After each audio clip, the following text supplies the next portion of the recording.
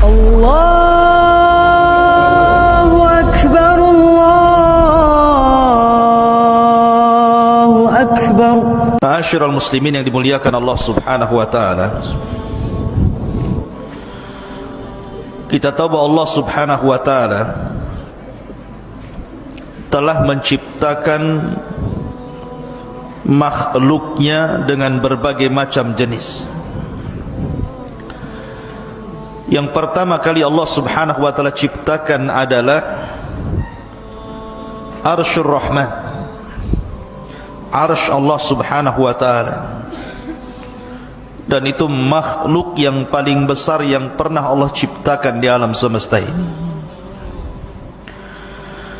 Baru yang kedua ada yang mengatakan al-ma, air, karena Arsy itu di atas air. Baru setelah itu al-qalam, pena, dan lauhil mahfuz, di mana Allah Subhanahu wa taala berfirman kepada pena, catatlah segala sesuatu yang akan terjadi di alam semesta ini. Maka pena pun kemudian mencatat di sebuah papan yang disebut dengan lauhil mahfuz. Baru kemudian Allah Subhanahu wa taala menciptakan yang lainnya, sampai akhirnya Allah menciptakan langit dan bumi pada 6 hari. Allah berfirman dalam Al-Quran bahwa penciptaan langit dan bumi itu fi sittati ayyam, pada 6 hari. Ada yang mengatakan bahwa 6 hari itu pertama kali Allah Subhanahu wa taala ciptakan adalah bumi dulu selama 2 hari. Kemudian setelah itu Allah Subhanahu wa taala ciptakan langit selama 2 hari. Baru setelah itu Allah Subhanahu wa taala ciptakan segala yang berkaitan dengan fasilitas bumi selama 2 hari. Seperti Allah ciptakan gunung-gunung, kemudian lautan, sungai-sungai, pepohonan, dan begitu seterusnya, sampai akhirnya bumi ini lengkap dengan fasilitasnya. Baru kemudian ada yang mengatakan di akhir penciptaan bumi, karena Allah memulai penciptaan itu dimulai dari hari Ahad. Ahad, Senin, Selasa, Rabu, Kamis, Jumat. Berarti diakhiri dengan hari Jumat. Lah di ujung Jumat, sebelum maghrib mungkin bahasa kitanya, maka Allah Subhanahu wa taala menciptakan Adam alaihi salatu wassalam. Karena Adam itu diciptakan di hari Jumat, dimasukkan ke sorga juga hari Jumat, dan dikeluarkan dari sorga ke bumi juga hari Jumat. Dan pada hari Jumat pula kiamat dibangkitkan. Dan yang pertama kali dihancurkan adalah bumi, baru kemudian langit. Adapun makhluk yang berakal itu terbagi menjadi 3 kelompok. Pertama malaikat, yang kedua jin, dan yang keempat manusia kita ini. Adapun malaikat, berdasarkan hadis yang sahih, khuliqatil malaikatu min nur, malaikat itu diciptakan dari cahaya. Adapun jin, khuliqatil jan min marijim min nar, jin itu diciptakan dari ujung nyala api. Adapun manusia diciptakan dari tanah. Wa khuliqat Adam bima wusifa lakum. Yang ingin saya ceritakan pada malam hari ini adalah kisah seorang jin yang saleh, akan tetapi kemudian berakhir dengan kesesatan dan menyesatkan manusia. Bicara tentang jin, jin ini sesuatu yang wajib diimani karena disebutkan dalam Al-Quran, bahkan ada satu surat namanya surah jin. Kemudian juga disebutkan di berbagai macam hadis Nabi SAW bagaimana jin-jin itu ada yang beriman kepada syariat Rasul, kemudian menyebarkan dakwah Rasul. Artinya bahwa keberadaan jin itu harus diimani, bahwa di sekitar kita ini ada jin. Lalu bagaimana sejarahnya? Adapun tentang sejarah bangsa jin, memang tidak ada hadis yang sharih yang menjelaskan tentang asal muasal jin itu. Akan tetapi banyak riwayat Israiliyat yang sebagiannya bersanad dan sebagiannya tidak bersanad. Tentu kita akan menceritakan sebagai pengetahuan, bukan untuk dijadikan sebuah sandaran. Karena Nabi SAW bersabda, hadithu ambani Israel wala haraj. Ceritakan tentang kisah-kisah Israiliyat Bani Israel dan tidak mengapa, selama tidak bertentangan dengan Al-Quran dan Sunnah Rasul. Dijelaskan oleh sahabat Abdullah bin Abbas radhiyallahu anhuma bahwa yang pertama kali jin diciptakan itu namanya Sumia. Jin yang pertama kali diciptakan Allah itu namanya Sumia. La Sumia ini diciptakan oleh Allah Subhanahu wa taala dari ujung nyala api. Dialah satu-satunya jin yang diciptakan dari nyala api, sama dengan Adam satu-satunya manusia yang diciptakan dari tanah, karena keturunannya tidak dari tanah. Adam itu ketika diciptakan, Allah Subhanahu wa taala sebagaimana diceritakan Imam Ibnu Katsir di dalam kitabnya Bidayah.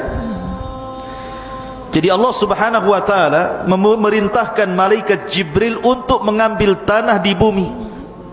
Turunlah Jibril dari langit ke bumi, tapi bumi menolaknya. Bumi tidak mau ada satu tanah pun yang berkurang dari tempatnya.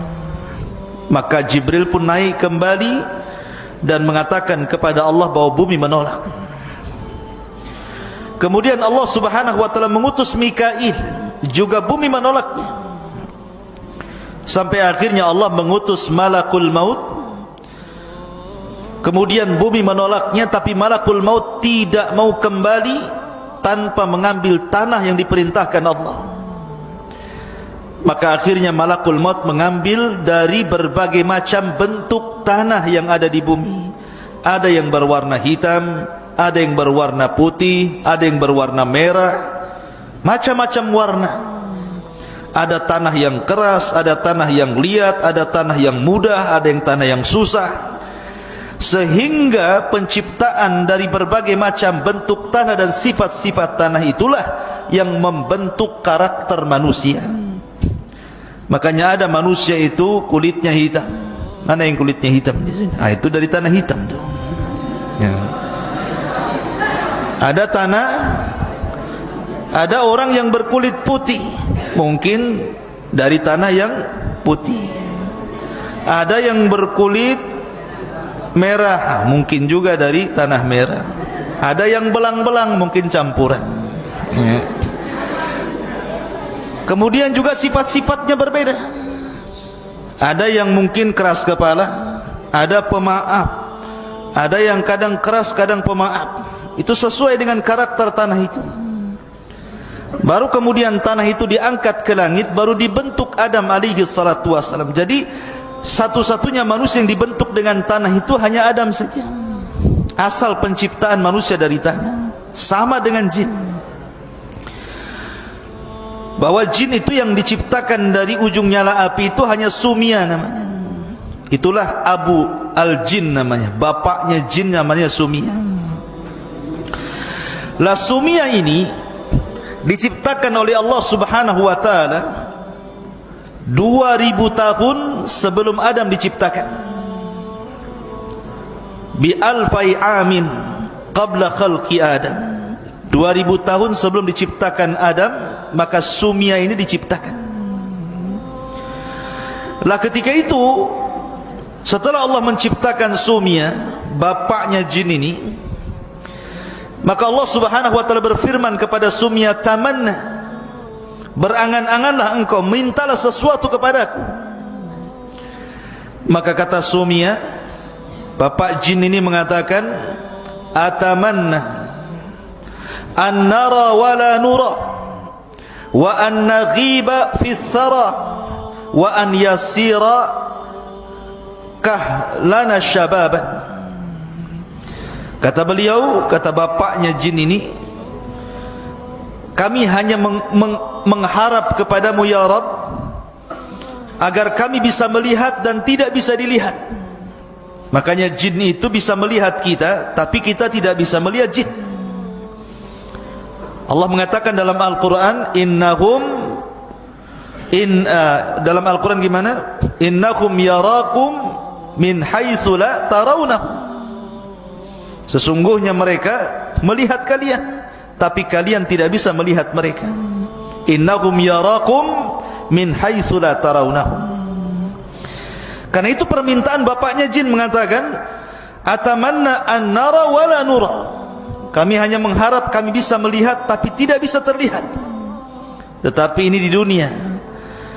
Maka di akhirat sebagai bentuk keadilan Allah, kita yang akan melihat jin, tapi jin tidak bisa melihat kita di akhirat nanti. Wa an naghiba fi thara, dan agar kami bisa menghilang di tengah-tengah padang pasir, enggak ada yang mampu melihat kami. Wa an yasira kahlana syaban, dan agar tetap muda terus dan tidak pernah tua. Itulah permintaan Sumia, bapaknya jin ini. Kemudian Allah Subhanahu wa taala berikan tempat di bumi.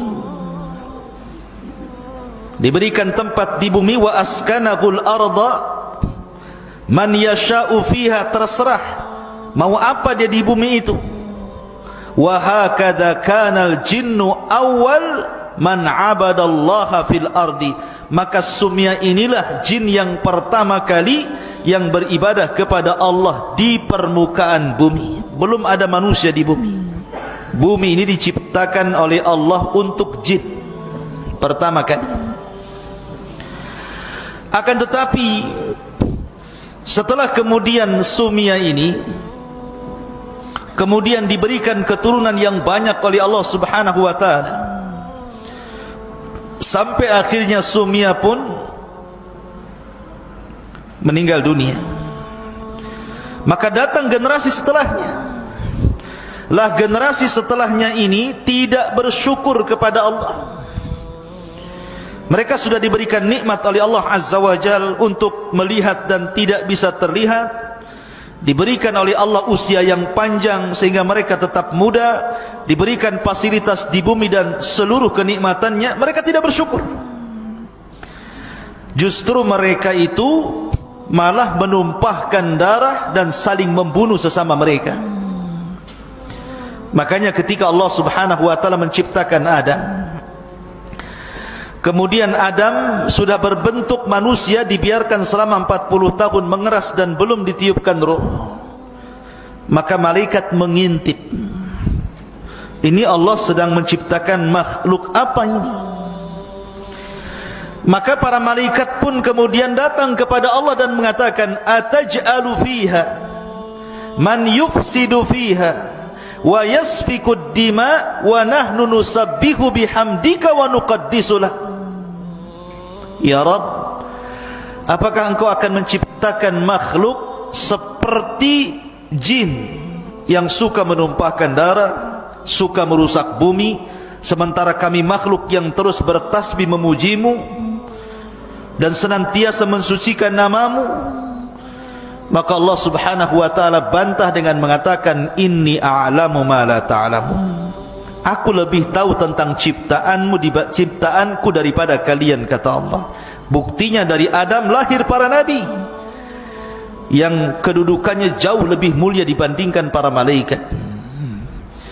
Lah ketika malaikat mengatakan, apakah engkau akan menciptakan makhluk seperti orang yang sebelumnya, maksudnya jin yang sudah menumpahkan darah, merusak bumi, karena memang jin itu tabiatnya merusak bumi, menumpahkan darah. Makanya kemudian umatnya Sumia ini tidak bersyukur kepada Allah, dibalasnya nikmat dengan kekufuran. Maka dari situlah akhirnya terjadi peperangan antara malaikat dan juga bangsa jin. Tetapi riwayat peperangan antara malaikat dan bangsa jin ini tidak benar. Bagaimana mungkin malaikat berperang dengan jin? Kalau malaikat ingin berperang dengan jin, satu malaikat saja bisa mengalahkan semua manusia dan jin. Malaikat apa? Malaikat maut.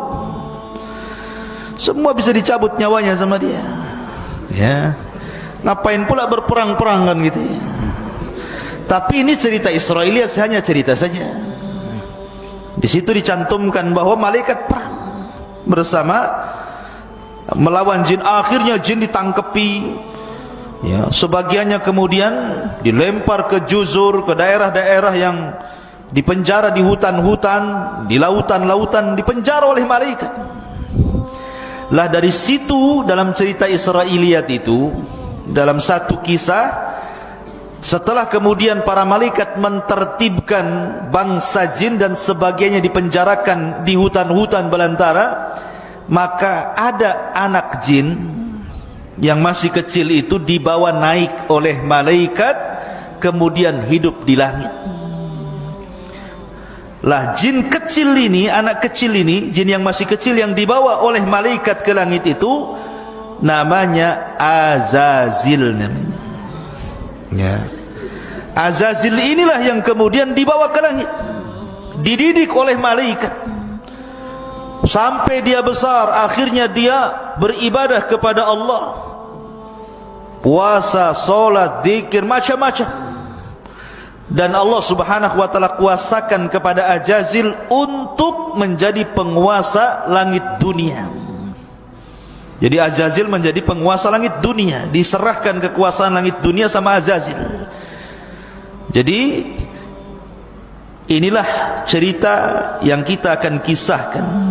Jin yang saleh tapi tersesat, dialah Azazil. Anak kecil, jin kecil yang dibawa malaikat ke langit, kemudian dididik menjadi dewasa, akhirnya menjadi ahli ibadah, taat kepada Allah, hidup di alam para malaikat, kemudian diserahkan kekuasaan untuk menguasai langit dunia. Maka itulah satu-satunya jin yang paling soleh kala itu. Ada juga yang mengatakan riwayat yang lain tentang Israiliyat, bahwa ketika Allah subhanahu wa ta'ala menciptakan jin, kemudian jin ini rusak betul, rusak luar biasa, suka menumpahkan darah.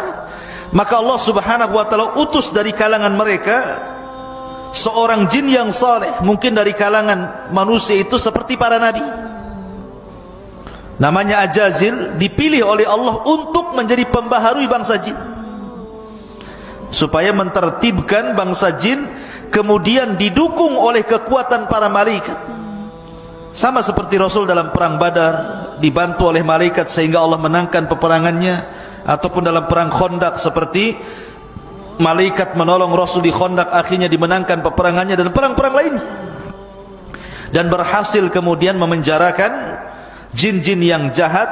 Dari sebab kegemilangan keberhasilan Azazil mentertibkan bangsa jin, sebagai bentuk kebaikannya Allah angkat Azazil dari bumi ke alam malaikat, bahkan menjadi khazanatul jannah, menjadi bendaharawan sorga yang memelihara sorga. Itu kisah Israiliyat, sekali lagi ya, seperti itu kisahnya. Lah setelah kemudian Azazil ini berada di alam malaikat, 'Alaikat, hidup bersama para malaikat, beribadah layaknya malaikat. Makanya kemudian ada khilaf di antara ulama. Ajazil ini sendiri nama Israiliyah, tidak ada dalam Quran Sunnah. Tapi itulah jin yang paling soleh ketika itu. Sehingga para ulama mengatakan, apakah Ajazil ini, jin iblis ini, bagian daripada malaikat ataukah dia bagian daripada jin? Maka karena hidup di malaikat, di alam malaikat masalahnya. Tetapi ulama menguatkan bahwa Ajazil itu bukan malaikat, tetapi jin. Berdasarkan Al-Quran, Allah mengatakan, kana minal jinni fa fasaqa an amri rabbi. Ajazil itu bagian daripada jin yang berbuat fasik kepada perintah Allah. Singkat cerita bahwa Ajazil hidup dengan para malaikat, beribadah layaknya malaikat, menjadi jin yang paling soleh. Sampai pada waktunya Allah subhanahu wa ta'ala ingin menciptakan makhluk yang berbeda, bukan malaikat, bukan juga jin, manusia.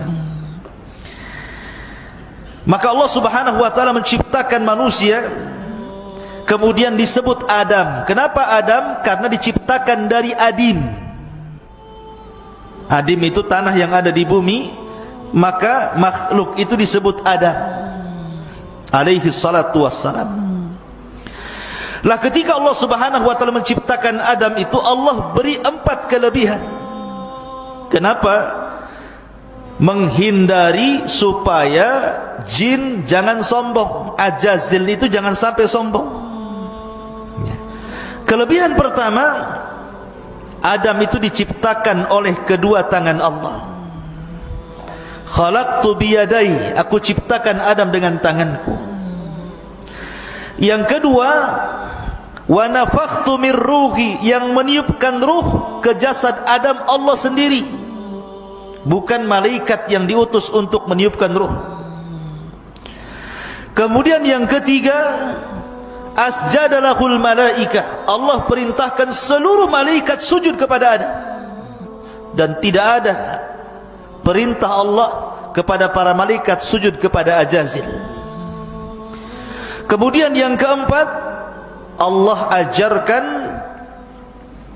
pengetahuan dibandingkan yang lainnya. Wa 'allama Adamal asma'a kullaha, Allah ajarkan nama-nama segala sesuatu. Sebagian ahli tafsir mengatakan yang dimaksud nama-nama di sini artinya Adam diajarkan bahasa, seluruh bahasa yang akan diucapkan seluruh keturunannya.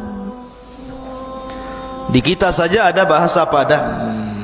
Kalau Adam hidup hari ini kemudian ke Padang, maka dia akan bahasa Padang. Ya, ya seperti itu. Ada bahasa Madura. Kalau Adam hidup hari ini kemudian ke Madura, dia akan pakai bahasa Madura. Ada bahasa Jawa. Kalau Adam kemudian ke Jawa, pasti dia akan bahasa Jawa. Piye kabare, pakai bahasa Jawa kan itu. Atau ke Sunda, kumaha kabarna, sararehat kan itu. Pasti akan bisa tuh. Ya. Dia kemana saja, bahasa yang diajarkan atau yang dikuasai keturunannya Adam itu tahu. Itu artinya Allah ajarkan nama-nama segala sesuatu, artinya Allah ajarkan seluruh bahasa yang akan diucapkan oleh kaumnya. Ke Cina pakai bahasa Cina. Seperti apa bahasa Cina itu? Kaipo, bahasa kitanya kepo. Tahu kepo? Kepo itu kayak polisi, tukang tanya. Orang Cina bilang kaipo, pengen tahu urusan orang, ya kan? Jadi Adam itu kemana? Sebutkan ke Amerika, pasti bahasa Inggris dia ngomong. Semua bahasa, bahasa India bisa, semua bahasa bisa. Itulah kelebihan Adam, diberikan pengetahuan yang tidak diberikan kepada jin ataupun malaikat. Bahkan ketika Allah subhanahu wa ta'ala berfirman, thumma a'radahum 'alal malaikati faqalu anbi'uni bi asma'i haula'i in kuntum shadiqin. Mereka mengatakan, qalu subhanaka la ilma lana illa ma 'allamtana innaka antal alimul hakim. Malaikat nyerah, tidak sanggup. 4 keutamaan Adam inilah yang menjadikan Adam unggul di atas malaikat, bahkan di atas seluruh bangsa jin sekalipun. Tetapi walaupun Adam sudah jelas-jelas memiliki 4 keutamaan, tetap saja di sini ada ujian. Allah Subhanahu wa taala berfirman dalam Al-Qur'an, "Wa id qulna lil malaikati isjudu li Adam fasajadu illa iblis aba wastakbara wa kana minal kafirin." Dan ketika kami katakan kepada para malaikat, ini Adam sudah ditiupkan ruh dia. Jadi ketika ditiupkan ruh dari mulutnya, ruh itu ditiup dari mulut dan akan keluar dari mulut. Ketika ruh sampai saja di kerongkongan, tiba-tiba Adam bersin, bersin. Maka Adam dikatakan oleh Allah, katakan ya Adam, alhamdulillah. Maka Adam mengucapkan alhamdulillah. Maka Allah mengatakan yarhamuka rabbuk. Makanya sunnah, kalau antum bersin baca alhamdulillah, yang mendengar jawab yarhamukallah. Kemudian ketika ruh sudah sampai di tangan, belum sampai di kaki, Adam melihat buah-buahan, maunya diambil saja, pada ruhnya belum sampai ke kaki itu. Udah lapar, dia pengen makan. Maka dari situ manusia menjadi umat yang terburu-buru. Allah mengatakan dalam Al-Quran, khalaqnal insana min ajal. Kami ciptakan manusia terburu-buru. Kalau ingin hari ini, kalau bisa hari ini nampak di hadapannya. Itulah manusia. Ketika betul-betul ruh sampai di kaki, maka Allah Subhanahu wa taala berfirman kepada Adam, ya Adam, idhhab ila haula'il malaika. Pergi kau temui para malaikat itu. Maka Adam pun kemudian menemui para malaikat. Kemudian ucapkan ya Adam, assalamu alaikum. Maka Adam pun mengucapkan assalamu alaikum, dijawab malaikat wa alaikum salam. Maka Allah mengatakan fa innahu tahiyyatuka wa tahiyyatu ummatika min ba'di. Itulah salam penghormatan dirimu dan salam penghormatan umat setelahmu. Makanya assalamualaikum menjadi sebuah salam yang menjadi syariat kita. Ketemu assalamualaikum, waalaikumsalam. Ya. Lah setelah itu kemudian Allah kemudian memerintahkan seluruh malaikat. Lah ketika itu Ajazil ada di situ. Ajazil itu ada di antara malaikat. Maka kemudian Allah Subhanahu wa taala perintahkan mereka sujud semua, termasuk Ajazil. Semua malaikat sujud kecuali Ajazil. Apa yang menjadikan Ajazil tidak mau sujud? Aba wastakbara wa kana minal kafirin. Enggan, sombong, termasuk orang kafir. Kenapa bisa enggan dan sombong? Karena sebelumnya Ajazil ini, ketika Adam masih mengeras belum ditiupkan ruh, itu suka jalan-jalan nengok-nengok. Kadang dipegangnya patung Adam itu, masuk dari lubang telinga, keluar dari lubang hidung, masuk dari lubang hidung, keluar dari lubang mulut. Kemudian ditepuk-tepuk pula ada suara. Makanya Allah mengatakan min salsalin kal fakhar. Fakhar itu suara. Maka kemudian kata Ajazil, ini makhluk yang lemah ini, karena berongga masalahnya. Maka dia pun mengatakan di hadapan patung Adam yang belum ditiupkan roh, la in sullitu alayya la uhlikanna wa la in sullitu alayya la usiyanna. Kalau Allah serahkan makhluk ini kepadaku, ku buat dia hancur. Kalau Allah serahkan makhluk ini kepadaku, ku buat dia maksiat kepada Allah. Dari sini hasad muncul. Maka hasad itu penyakit pertama di bumi dan penyakit pertama di langit. Ya. Ini yang menjadikan aba wastakbara wa kana minal kafir, itu penyakit hasad iblis itu. Makanya dia enggan, dia sombong, akhirnya dia kufur. Padahal kurang apa coba? Ajazil itu hidup di alam malaikat, sudah dikasih nikmat yang banyak loh. Kok bisa kufur dia? Masyarul muslimin yang dimuliakan Allah Azza wa Jalla. Akhirnya kemudian Ajazil pun ketika sudah enggan tidak mau sujud kepada Adam, maka akhirnya dia pun berusaha untuk menghilangkan nikmat yang Allah anugerahkan kepada Adam. Ketika ditanya oleh Allah, "Ma mana'aka alla tasjud lima khalaqtu biyadai?" Wahai iblis, wahai Ajazil, kenapa kau tidak mau sujud kepada makhluk yang kuciptakan dengan tanganku? Maka iblis mengatakan apa? Ajazil mengatakan apa? Ana khairum minhu, khalaqtani min nari wa khalaqtahu min tin. Saya lebih baik ya Rabb.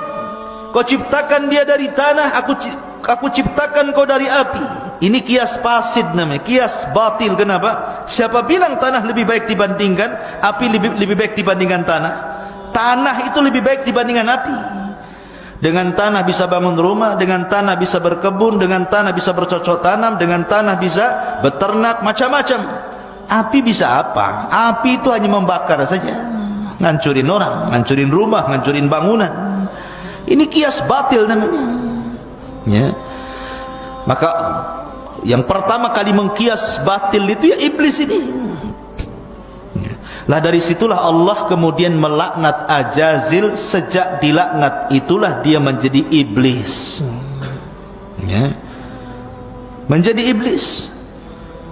Lah akhirnya kemudian ketika Allah Subhanahu wa taala memasukkan Adam ke sorga, jadi ketika itu Adam tidur, setelah bangun kaget, kok ada cewek di sebelahnya, ya kan? Akhirnya kemudian ditanya, "Man anti, siapa kamu?" Kata perempuan ini, "Ana Hawa, saya adalah Hawa. Saya diciptakan dari tulang rusukmu." Makanya Rasul mengatakan apa? Khuliqatil mar'atu min dila'in. Diciptakan perempuan itu dari tulang rusuk yang paling atas, yang paling bengkok. Kalau dipaksa diluruskan, patah dia. Kalau dibiarkan tetap bengkok, kata Rasul. Makanya nanti nih, antum kau keluar ke sini, kemudian menikah, dapat istri, kewajiban antum apa?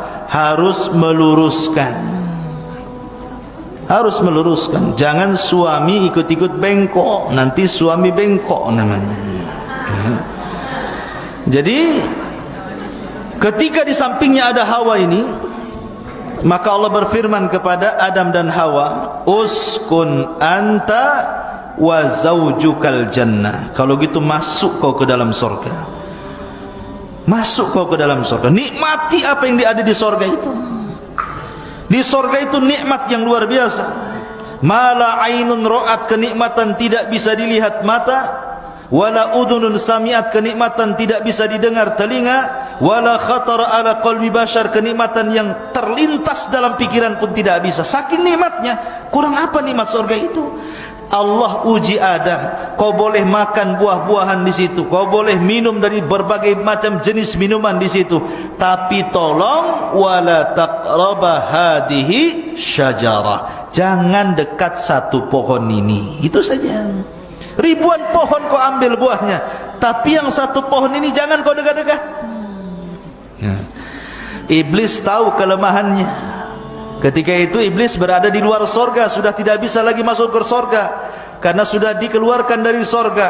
Kemudian Allah buat jaga sorga dengan para malaikat, iblis tidak bisa masuk.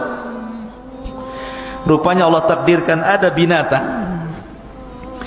berbentuk ular yang boleh keluar masuk sorga dan tidak dihalau malaikat.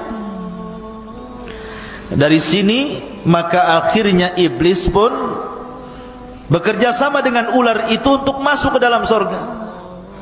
Ular ini pula kemudian terpengaruh dengan iblis tadi. Akhirnya iblis sembunyi di rongga ular, masuklah berhasil ke dalam sorga.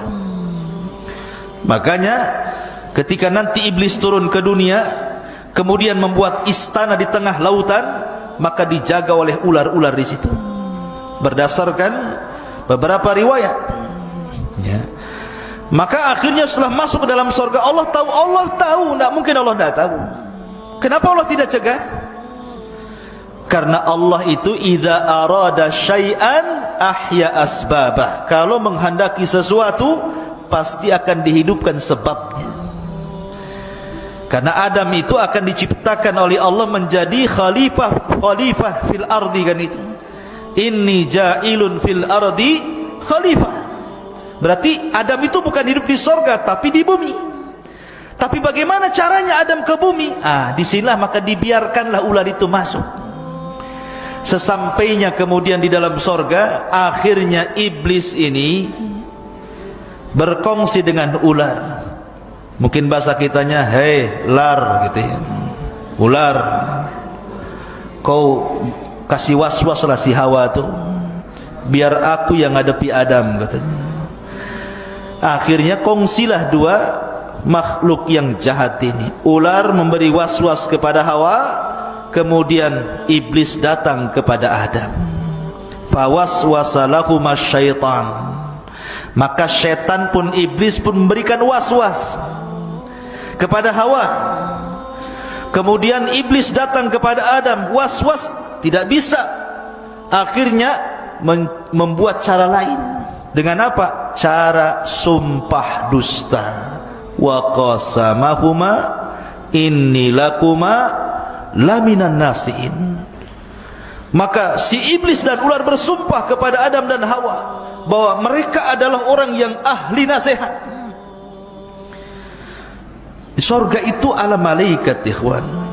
Tidak mungkin ada orang bersumpah untuk sebuah kedustaan. Karena belum pernah terjadi orang bersumpah untuk kedustaan, apalagi di langit, di alam malaikat, di surga lagi. Gak mungkin. Akhirnya kemudian Adam percaya saja. Ketika iblis mengatakan, ya Adam, demi Allah, sebenarnya Allah larang dekat-dekat pohon itu karena dua perkara. Antakuna malakaini au takuna minal khalidin. Agar Allah tidak jadikan kau malaikat atau kau jadi kekal di surga. Makanya Allah larang kau dekat-dekat, katanya. Karena melihat, tidak mungkin dia bersumpah kok dusta, gitu ya. Dari sinilah Adam terpengaruh dengan sumpah iblis. Didekati pohon itu, dimakanlah buah larangan itu.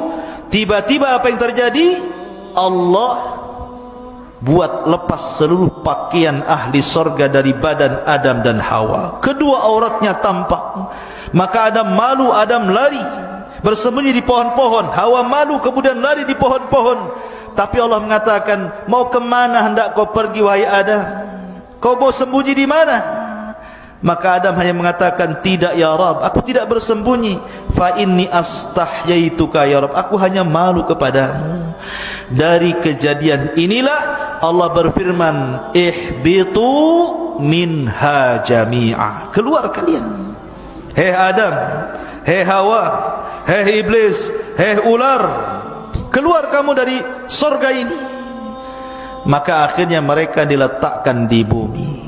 Ada yang mengatakan iblis diturunkan di Basra, kemudian ular diturunkan di Asbahan, kemudian Adam diturunkan di Urdun, di India sana, kemudian Hawa diturunkan di Mekah, dipencar-pencar itu. Akhirnya bertahun-tahun Hawa mencari Adam, Adam mencari Hawa. Berjumpalah di sebuah bukit yang kemudian hari ini disebut Arafah. Namanya Jabal Arafah. Nagoya bukan, tapi di sana ya, di Mekah. Bukan Jabal Arafah Nagoya, Jabal Arafah yang ada di Mekah. Berjumpalah Adam dengan Hawa di Arafah, maka disebut Arafah. Anak muda bahasanya ta'aruf, kenalan gitu, Arafah ya.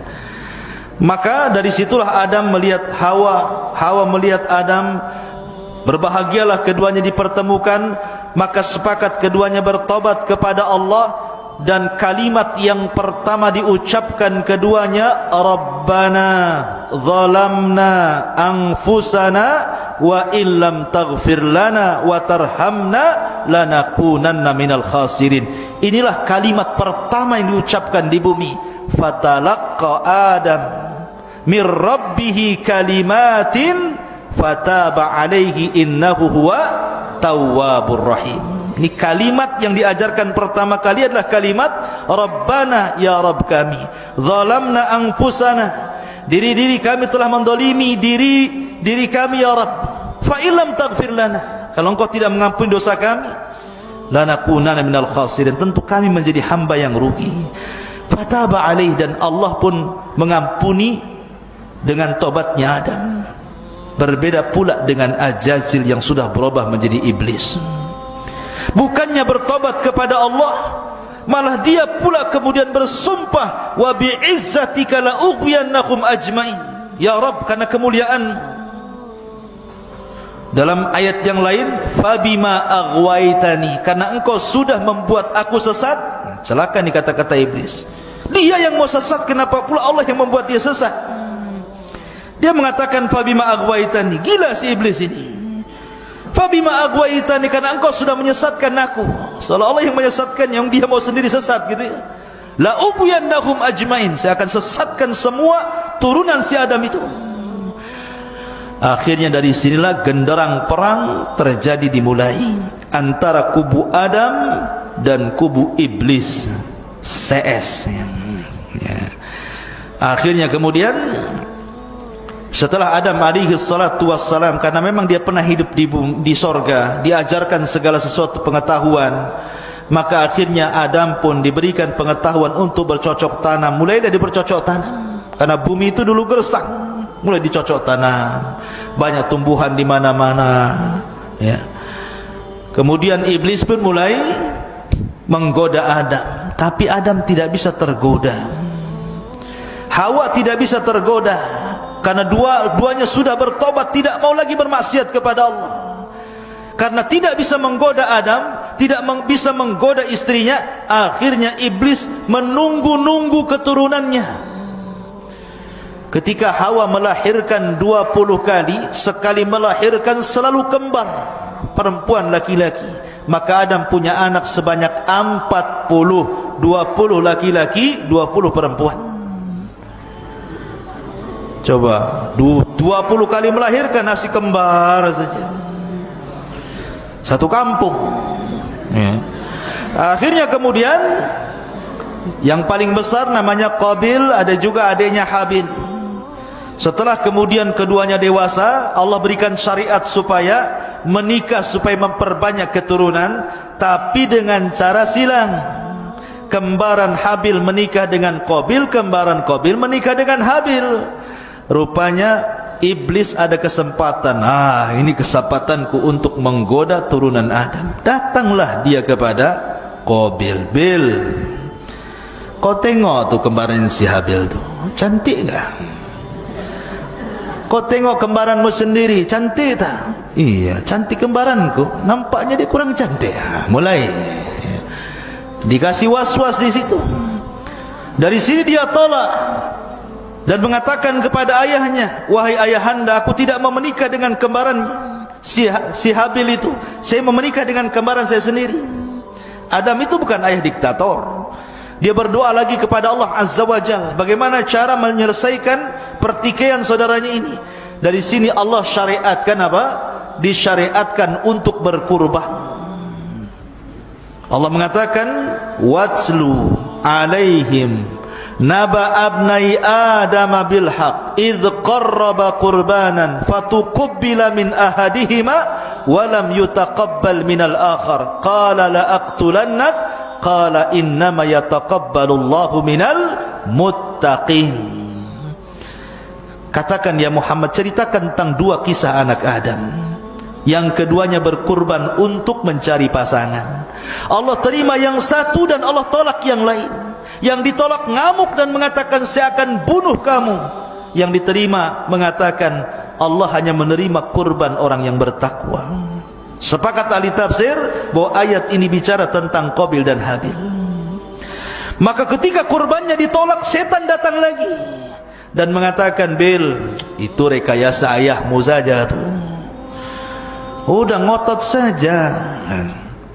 Akhirnya kemudian diberikan was-was ke telinga Qabil untuk menyelesaikan masalah, kau bunuh saja abangmu tuh.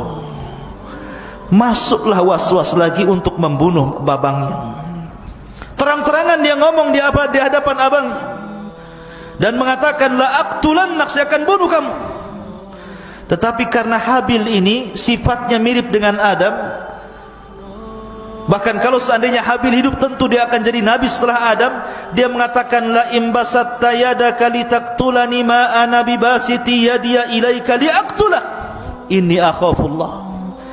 Kalau kau memang hendak membunuhku, bunuh saja, tapi aku tidak akan membunuhmu, aku takut kepada Allah. Rupanya ini bukan gertak sambal nih, bukan gertak sambal balado ya. Ini betul-betul gertak sambalnya ini. Ketika suatu ketika Habil tidak pulang-pulang, Adam pun mengatakan, Qabil, di mana abangmu? Tolong cari. Kok tidak pulang, sudah sore ini? Maka Qabil pun mencari Habil. Rupanya dilihatnya abangnya sedang tertidur. Iblis datang lagi membisikkan, Bil, lihat abangmu sedang tidur, ambil batu, benturkan kepalanya dengan batu itu biar dia mati gitu. Akhirnya betul diambilnya batu, pengecut Qabil ini. Coba kalau bergulat, kalah dia, karena Habil itu kekar badannya, kuat. Tapi sekuat-kuatnya orang kalau lagi tidur digempur kepalanya, mati juga kan itu. Akhirnya pas nengok dia lagi tidur, ambil batu, betul-betul dibenturkan kepalanya, matilah. Akhirnya sudah mati, bingung nih, gimana nih, karena belum pernah terjadi pembunuhan kecuali itu, dan belum ada syariat fardu kifayah, sehingga bingung nih si Qabil ini mau diapakan jasad ini, disembunyikan.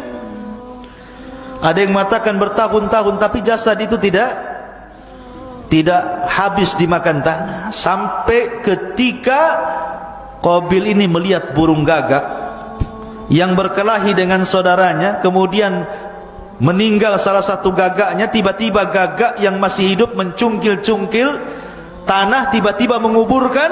Dari situlah kemudian Qabil pun mengatakan, kenapa aku kalah dengan burung itu? Dari situlah kemudian dia kuburkan abangnya Habil. Sampai Adam mengetahui, sedihlah Adam. Karena kesedihannya itulah akhirnya Allah ganti Habil dengan satu anak lahir tanpa kembar, namanya Syith. Dialah nabi kedua setelah Adam sebelum Idris. Syith artinya hibatullah, pemberian dari Allah. Ma'asyiral muslimin, para santri, ikhwan dan akhwat yang dimuliakan Allah, sedikit kembali, jangan terlalu jauh cerita masalah itu. Kita akan kembali kepada masalah, gimana ini kok ada TikTok pula di sini. Jadi kembali ke masalah jin tadi. Sedikit kita akan mengenal bangsa jin. Watafidin muliakan Allah subhanahu wa ta'ala. Kalau kita cerita tentang bangsa jin ini, jin itu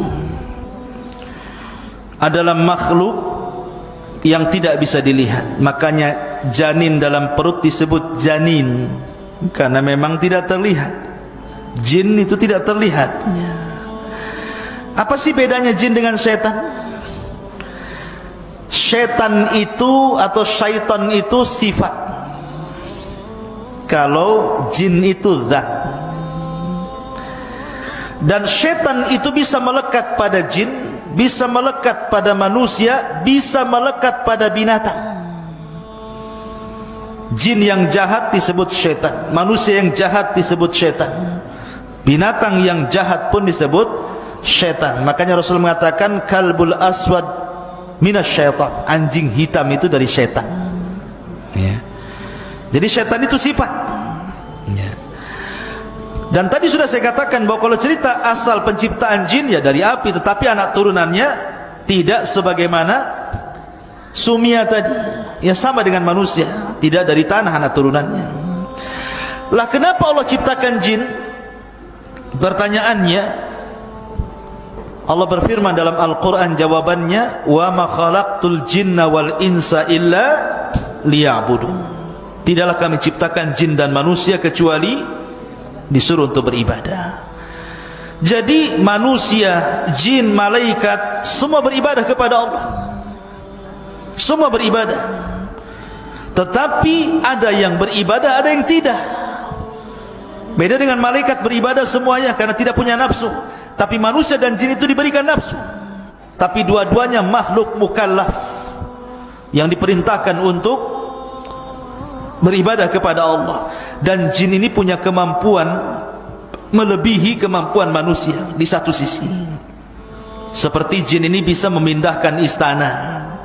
Ingat ketika Nabi Sulaiman mendengar ada kerajaan dipimpin Ratu Balqis, dan Sulaiman ingin memindahkan kerajaan itu ke negerinya dari Yaman ke Palestina. Apa yang dikatakan Ifrit itu? Ifrit itu bawahannya iblis. Dia mengatakan, Sulaiman, aku akan pindahkan istana itu sebelum kau berdiri dari tempat duduk, qabla an taquma min maqamik. Ya, ini kemampuan jin, bisa memindahkan istana. Kalau hanya nyolong uang di celengan lebih mudah bagi jin. Ya, kalau antum hilang uang di lemari berarti ada jin yang ngambil. Jin dari manusia. Ya. Jadi jin itu bisa ngambil dari memindahkan barang. Nah, itu jin. Ya. Maka antum jangan jadi jin suka mindah-mindahin uang dari lemari kawannya. Ya, kalau dipindahin, kalau diambil kan masalah. Lebih jin dibandingkan jin jadinya. Ya. Jadi dia memiliki kekuatan luar biasa. Kemudian juga bisa tasyakul. Tasyakul itu bisa beralih rupa. Jin itu bisa menjadi manusia. Makanya ada cerita di kampung-kampung saya itu, dulu pernah dapat cerita di kampung saya di Majalengka sana. Ada preman, ketua preman, lomba minuman keras campur spertus. Antum tahu spertus? Ya. Minuman keras campur spertus. Kemudian dicampur pil BK. Antum tahu pil BK? Pil untuk anjing gila tuh. Jadi tua dicampur spertus, dicampur pil BK. Diminum, anjing saja mati apalagi orang. Ya. Mati nih preman ini. Rupanya kawan-kawan premannya selama seminggu tidak ada yang berani keluar rumah. Rupanya preman takut hantu. Kemudian cerita-cerita, katanya kepala premannya hidup lagi. Di mana tuh?